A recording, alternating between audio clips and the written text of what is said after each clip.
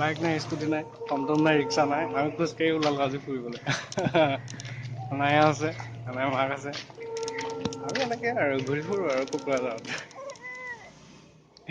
কি হ'ল? চা এইফালে চা, এইফালে চা, এইফালে চা, এইফালে চা।